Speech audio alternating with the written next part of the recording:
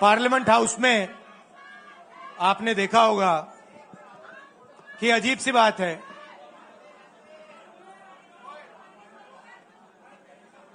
BJP की जो पूरी मूवमेंट थी, राम मंदिर की, अयोध्या की मूवमेंट थी। सही बात। शुरुआत अडवाणी जी ने की थी, रथ यात्रा हुई थी, उसमें आपने अडवाणी जी को रथ पे देखा था। कहा जाता है कि नरेंद्र मोदी जी ने उस यात्रा में अडवाणी जी की मदद की थी। इनकी शुरुआत वहां हुई, राइट? ठीक है। रथ यात्रा चली और पार्लियामेंट में मैं सोच रहा था कि उन्होंने राम मंदिर का इनॉग्रेशन किया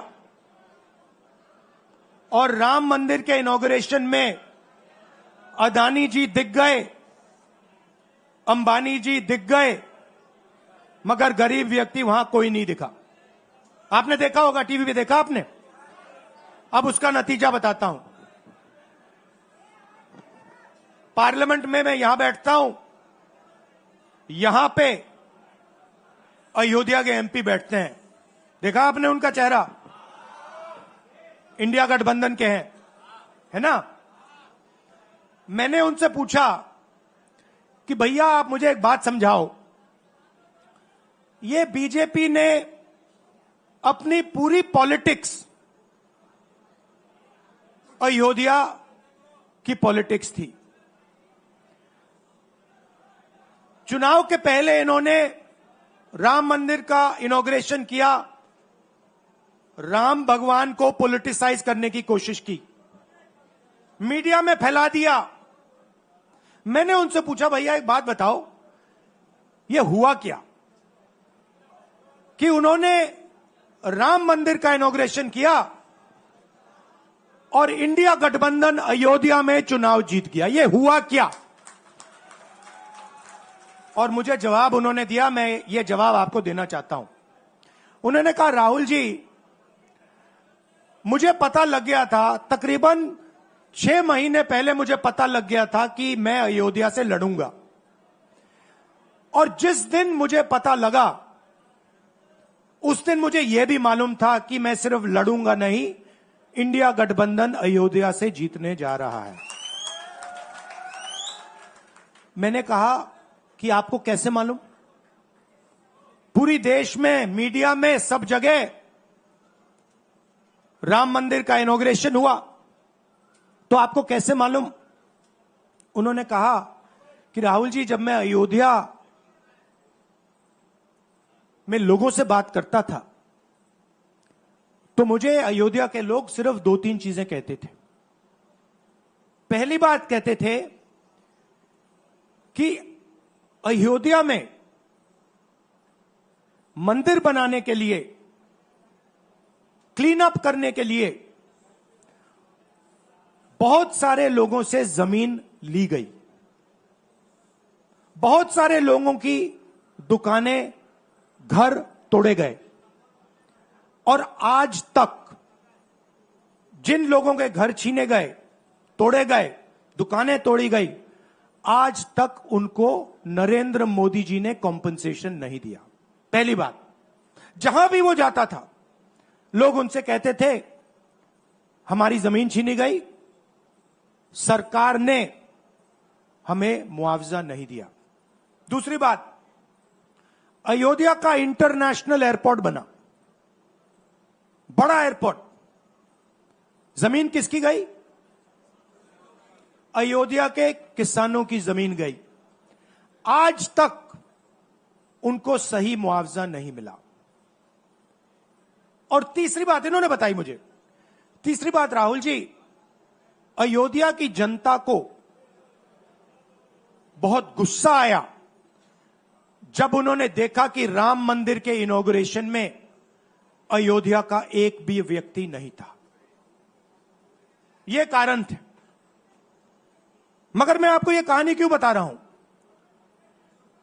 क्योंकि जो मूवमेंट अडवाणी जी ने चालू की थी, उस मूवमेंट को,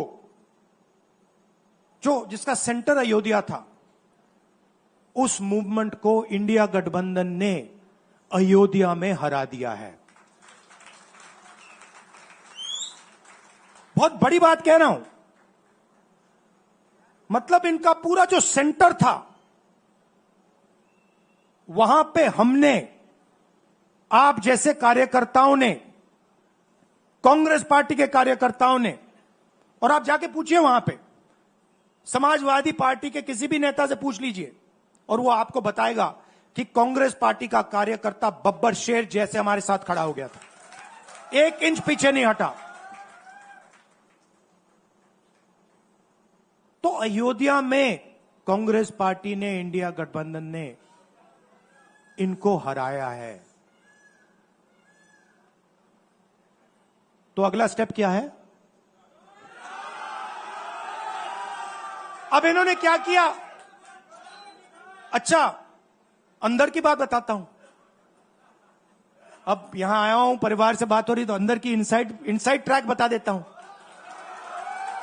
इनसाइड ट्रैक है, उसी एमपी ने बताया, राहुल जी यहां पे 3 बार सर्वे हुआ था।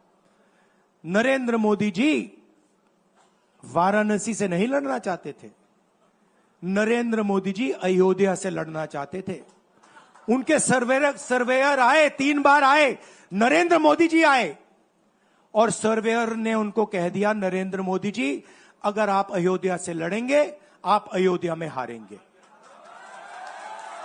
आप अयोध्या में मत लड़िए, क्योंकि अगर आप लड़ गए, आपका राजनीतिक करियर अयोध्या में खत्म हो जाएगा। इसलिए अयोध्या से नहीं लड़े, वाराणसी से लड़े। और वाराणसी में हमने 1-2 छोटी गलती कर दी, नहीं तो वहां उनको निपट लेते। मतलब आप देखिए, अयोध्या में उन्हीं के लोगों ने उनसे कहा कि हारोगे, और काशी में कितने से जीते? 1 लाख वोट से जीते। मतलब जान बचा के निकले हैं। सच्चाई है। जैसे मैंने पार्लियामेंट हाउस में कहा, हमारा काम, ये जो लगा रखा है मैंने आज, ये जो चिन्ह लगा रखा है, इसको क्या कहते हैं? अभय मुद्रा कहते हैं। ये आपका चिन्ह है, इसको भूलो मत।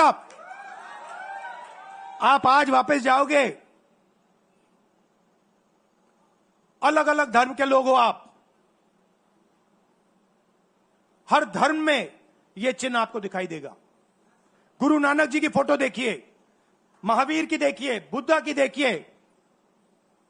इस्लाम में भी, जैसे मैंने पार्लियामेंट में कहा, दुआ मांगी जाती है, दोनों हाथ से ऐसे मांगी जाती है। आप शिव जी की फोटो देखिए, उसमें आपको यह दिखाई देगा। और इसका मतलब है डरो मत, डराओ मत। और मैं आपसे यहां कहने आया हूं, इन्होंने आपके ऑफिस पे, आपके कार्यकर्ताओं पर आक्रमण किया है। अब आपको डरना नहीं है, डराना नहीं है। इन्होंने हमारे ऑफिस पे धमकाकर, ऑफिस को तोड़कर हमें चैलेंज दिया है। चैलेंज क्या है? गुजरात के चुनाव में मैं आपको बता रहा हूं, हम सब मिलकर इनको गुजरात में हराने जा रहे हैं।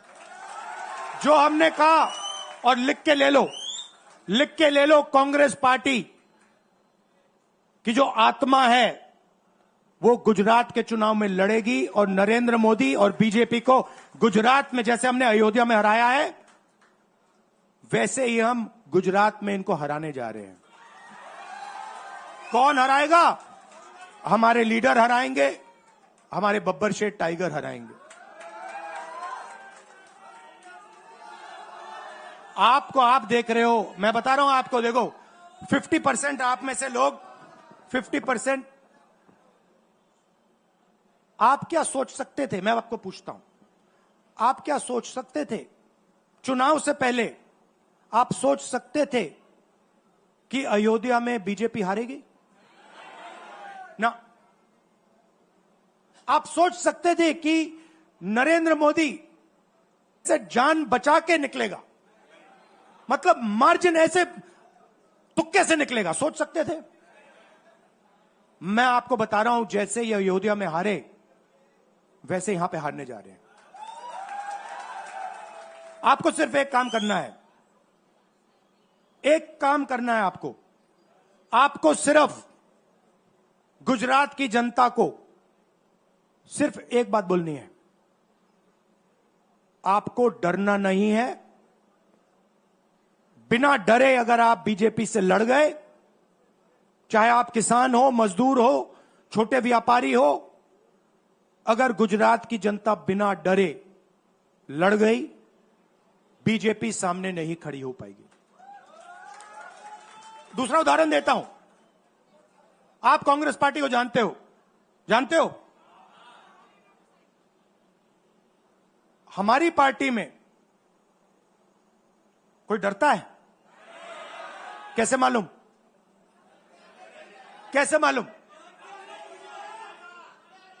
हमारी पार्टी में दिल से बात कर देते हैं।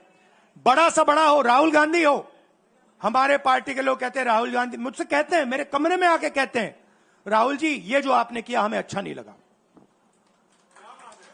कहते हैं, मैं बता रहा हूं आपको, और मैं कहता हूं आपने सही बोला, इस बार मैंने ऐसे नहीं करना था, जो आप बोल रहे हो वैसे करना था। हम डरते नहीं हैं, ना हमारे कार्यकर्ता हमें बोलने से डरते हैं, ना हम अपनी कार्यकर्ता की बात सुनने से डरते हैं, ना हमारा कार्यकर्ता हमसे डरता है। अब देखिए, मैं आपको रियलिटी बता रहा हूं। बीजेपी में नरेंद्र मोदी बैठे हैं, उनकी पूरी टीम बैठी है उनके सामने। मैं आपको इंटरनल बात बता रहा हूं, उनमें से कोई नरेंद्र मोदी को नहीं चाहता, मगर कोई नहीं चाहता, मतलब पूरी लीडरशिप टीम देख लो, आगे बैठी है। मैं बता रहा हूं आपको, अंदर की बात बता रहा हूं, इनसाइड ट्रैक दे रहा हूं, कोई नहीं चाहता, मगर दम नहीं है, डरते हैं।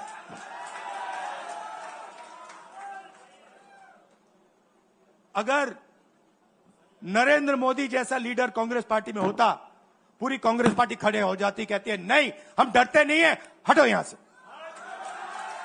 मगर उनकी पार्टी में दम ही नहीं है, उनके कार्यकर्ताओं में दम नहीं है। आप देखो ना, एक आदमी खड़ा है वहां पे, सबकी हवा निकल गई,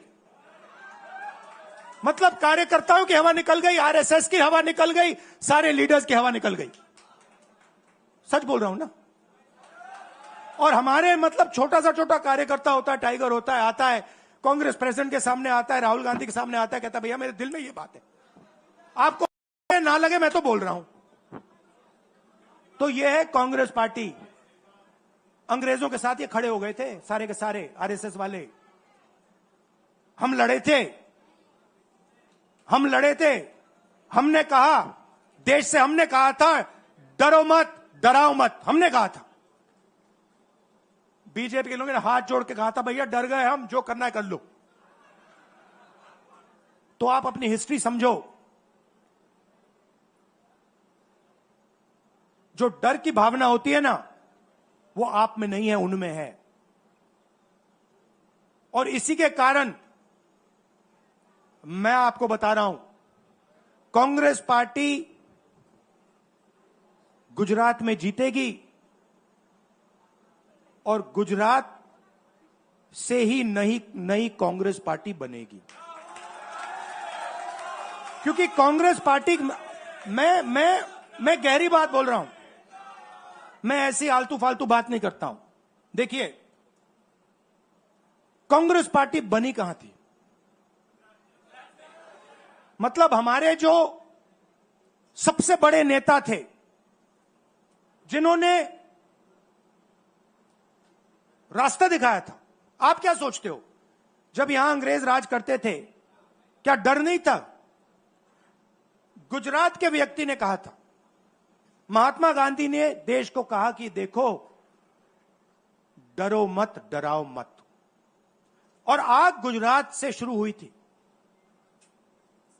और आज अगर कांग्रेस पार्टी है,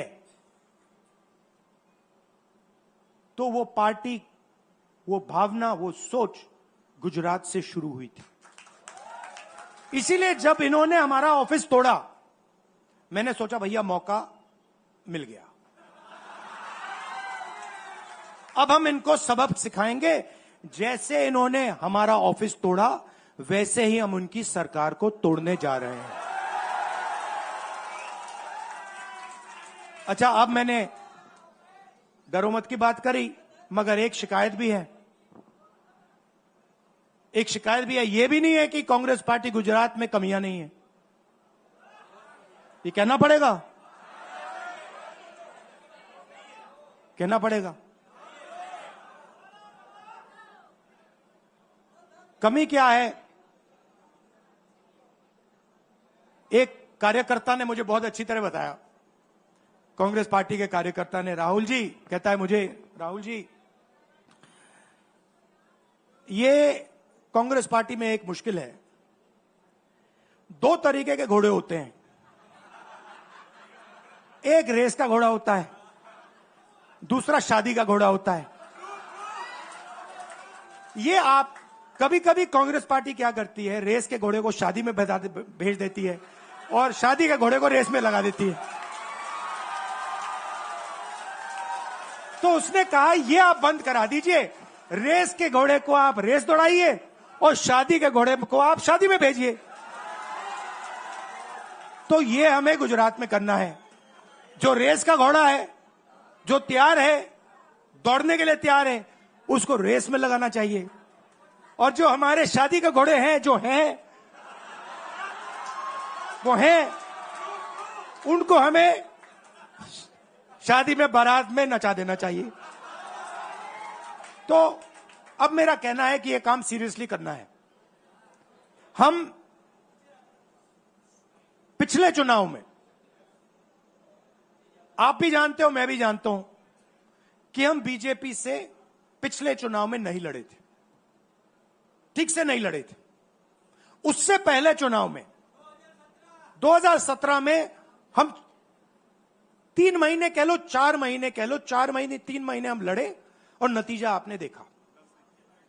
आपने देखा, गुजरात के सीनियर नेताओं ने मुझे बस में कहा, मैं बता रहा हूं आपको इनसाइड ट्रैक, मुझे बस में कहा कि राहुल जी, गुजरात में हमें 40 सीटें मिलेंगी।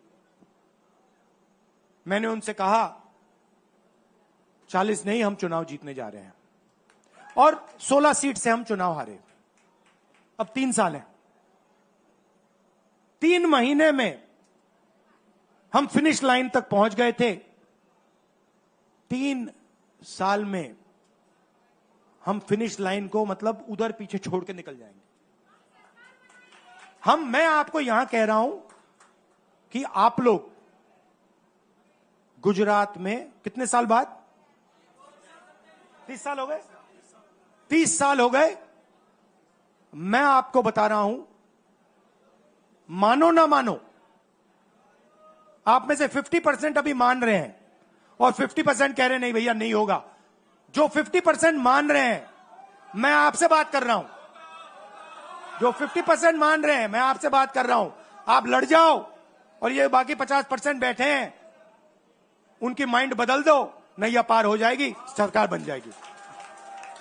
और मैं आपसे कहना चाहता हूं कि एआईसीसी की टीम, राहुल गांधी, मेरी बहन, सारे के सारे सीनियर लीडर आपके साथ यहां खड़े होंगे, आपके साथ मिलकर इनकी सरकार को तोड़ेंगे। आपने बहुत सहा है, बहुत लाठियां खाई हैं, बहुत अपमान हुआ है आपका, गालियां खाई हैं आपने, अब बहुत हो गया। अब इनको हमें सबक सिखाना है और हम इनको हराने जा रहे हैं। और नफरत से नहीं, मोहब्बत से आप देखना, मोहब्बत से हम इनको हराएंगे। कैसे? क्योंकि नरेंद्र मोदी जी का जो विजन था, वो गुब्बारा जो था वो फट गया है, फटाक से वो फट गया है। आप सोचिए, पार्लियामेंट हाउस में नरेंद्र मोदी वहां बैठे, मैं यहां, और मैंने प्रधानमंत्री जी उनके सामने कहा कि नरेंद्र मोदी जी, आप एक व्यक्ति भी नहीं कह सकता हूं, पता नहीं आप क्या हैं, क्योंकि आपने ही कहा कि मैं नॉन बायोलॉजिकल हूं। मैं बायोलॉजिकल नहीं हूं, और मेरा सीधा डायरेक्ट कनेक्शन है ईश्वर से। अरे भैया, आपका डायरेक्ट कनेक्शन है ईश्वर से, तो अयोध्या कैसे हार गए? कैसे हार गए? तो हमारे प्रधानमंत्री सोचते हैं कि बाकी सब लोग बायोलॉजिकल, गुजरात की जनता बायोलॉजिकल, गांधी जी बायोलॉजिकल, हिंदुस्तान के किसान मजदूर सब लोग बायोलॉजिकल, और Narendra Modi non biological. Speaker sir ने मुझे कहा, ऐसे मत बोलिए। मैंने कहा, मैं थोड़ी बोल रहा हूं, ये तो प्रधानमंत्री बोल रहे थे, मैं तो उनकी बात कर रहा हूं। स्पीकर बिल्कुल चुप हो गए। बात तो सही है, बात तो सही है, ये राहुल गांधी के शब्द थोड़ी है, ये तो हिंदुस्तान के प्रधानमंत्री के शब्द हैं, नॉन बायोलॉजिकल। अब सोचिए, वो व्यक्ति जो अपने आप को नॉन बायोलॉजिकल समझता है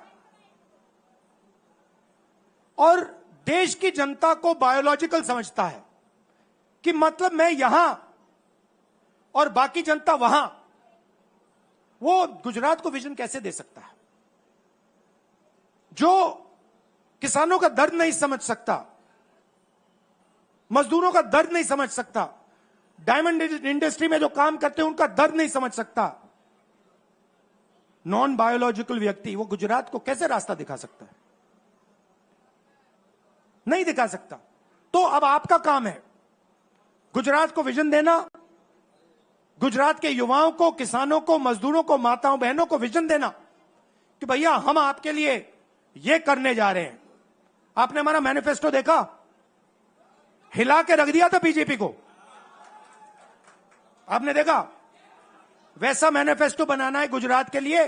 गुजरात की जनता से मिलकर 1 लाख लोगों ने हमारा मैनिफेस्टो बनाया था।